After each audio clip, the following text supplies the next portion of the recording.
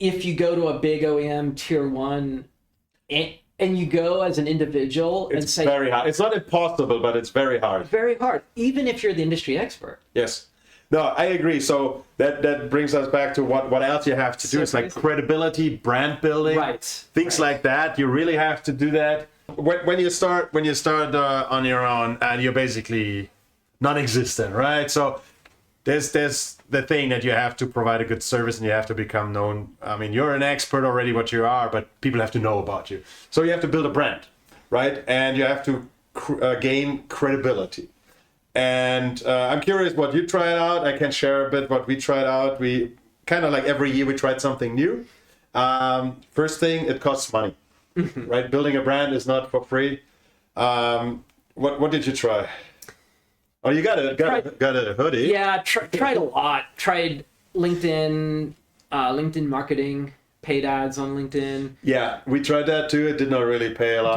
Didn't pay versus just good content. Like if you do good content, you're that's the best. The other thing is I've heard I've spoken to a bunch of folks too who are experts in this and understanding this new world of marketing, which is not door-to-door sales anymore.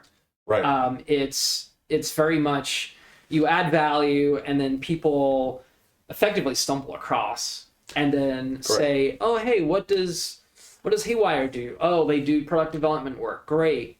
And it just plants a seed. And so, so whether it's people looking at profiles on LinkedIn or getting some SEO through an organic search on Google, but it's mainly, for me, the biggest success that I've found has been contacts made through LinkedIn. Absolutely. Not necessarily through my immediate network, but by building a network. Because people think like, oh, well, I know 10 people who need work done. Great. That's my whole workload for the next 6 months. But in reality, you need to grow that past that level.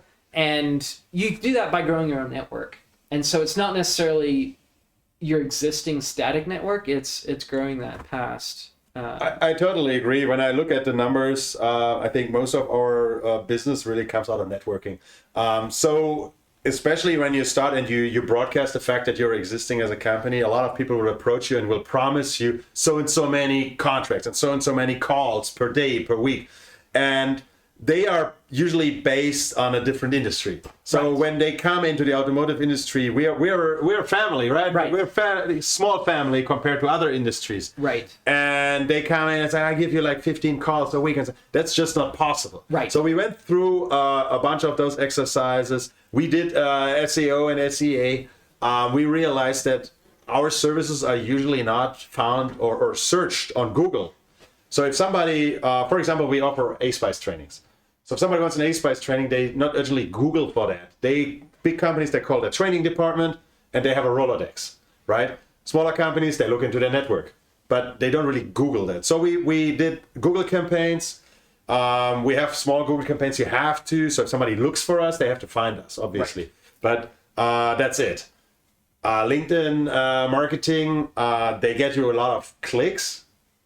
But I'm not sure how relevant they are because I never really got anything out of it. So they take your money and then they get you like a lot of like views, but that's different. Correct. Yeah. What proven well for me is like in-person networking. So this year, actually last year, we took our marketing budget and invested it into travel to conferences, conference passes, speaking events, on-stage performance. And that really had a lot of good return. So the network grows, you get visibility and credibility, and you actually get contracts out of it, but it takes a while. That's another thing. Some people approach me and say, like, I get you stuff like this week, next week, and so on. In our world, things are moving glacial. So it can take forever to really get to a point that it monetizes. Mm-hmm. Yeah, and particularly the marketing and networking.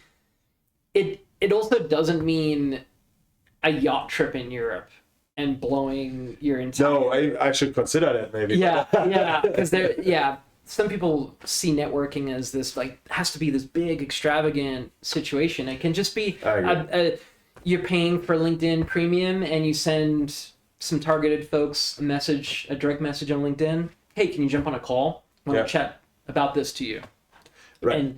But all without being obnoxious. Yeah, so there's That's this the thing, push right? versus pull is like I've heard this analogy of you want people to, you don't want to pull people, you don't want to push content on people or push your product or your service on people. You want to pull them towards you. And so what that means is like you don't want to be in their face about, hey, we can solve this problem. You look at my LinkedIn profile, and I've done this a lot in the past of like someone has a problem. It's like, yeah, hey, I can solve that. Mm-hmm.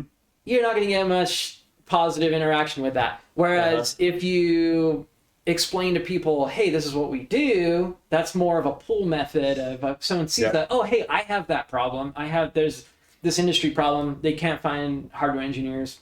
Right. They all want too much money. Oh, here's a company that can help us. We can save 60%. Let's engage. And then suddenly that develops a pipeline. And then they have people who also need help. And I think we can summarize that here is like, if you are on your own or you're building something, you have to get out there and be nice and show that you know what you're talking about, that you can solve the problem, and that you're easy to work with, right? Yeah. So go out and either go out on LinkedIn, go out, do webcasts, but proper content. Yeah. I think that's the important thing. Right. Don't take people's time away. Right. Right? Right. Add value. Be genuine. Be genuine. You don't have to hide behind the suit and tie and be this. I don't think anyone There might be some people out there. Just be genuine and add value, and you can't go wrong. Exactly.